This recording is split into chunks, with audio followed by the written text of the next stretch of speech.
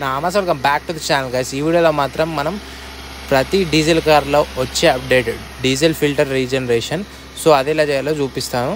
So mostly అయితే కొత్తగా diesel car కొనే వాళ్ళకైతే తెలియదు, మోస్ట్లీ అందరికీ తెలుసు.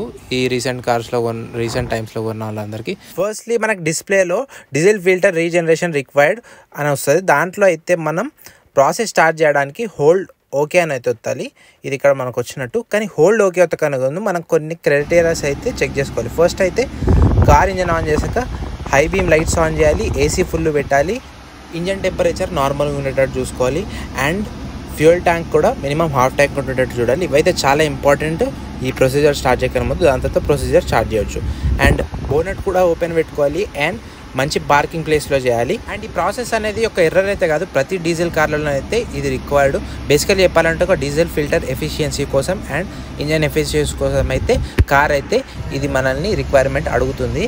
అండ్ బేసికల్లీ దీనికి ఇంకో టైప్ కూడా ఉంది. కార్ సెకండ్ గేర్లో వేసి 60 స్పీడ్లో 25 మినిట్స్ వరకు ఏసీ హెడ్ లైట్స్ ఆన్ చేసి నడిపేయడం, అది కూడా ప్రాసెస్, కానీ ఇది ఇంకో సింపుల్ వే ఉంటుంది. వీడియో ఇన్ఫర్మేటివ్ కనిపి సబ్స్క్రైబ్ అండి. See next video.